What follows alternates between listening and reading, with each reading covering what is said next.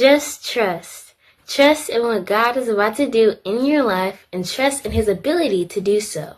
Hebrews 11 verse 6 says, "And it is impossible to please God without faith." Now, what is faith? Faith is trust, right? And what is the opposite of faith? That's doubt. What is the opposite of trust? Worry.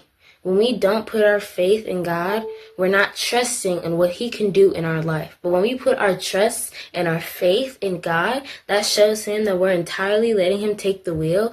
And that shows him that we're giving him permission. We're basically surrendering. Yes, that's a better word. We're surrendering to his will and to what he wants to do in our life versus what we want and how we see we should overcome any type of struggle. Finish the verse. Anyone who wants to come to him must believe that God exists and that he rewards those who sincerely seek him. So when we go in prayer, we shouldn't be like, God, only if you're able to, only if you can do it. Why would you limit what the God that has all power, why would you limit what he can do?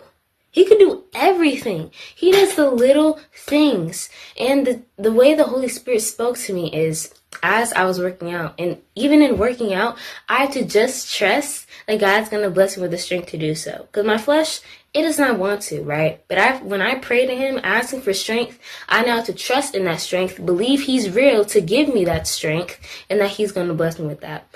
As I was working out, I was listening to You Are More Than Able by Winning Embers, right? And it speaks, you are more than able, right? There's so much more to the story. You're not done with me yet. So that is what we are able to trust in, the promise that God has given us. Literally, it says he rewards those who sincerely seek him. Those who genuinely want him, who know, God, only you can heal me, he's going to come to you. Don't think that he's going to take it as a burden or something that he can't do, because he can do everything and he wants to.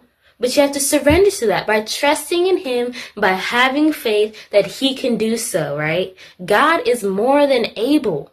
He is more than able to do all things in your life exceedingly and abundantly. So trust in that. Trust in the confident hope we have in Jesus Christ. And don't let this world or your opinion or any opinions that you may have or what the Satan's lies dictate what God can do when he has all power to do everything.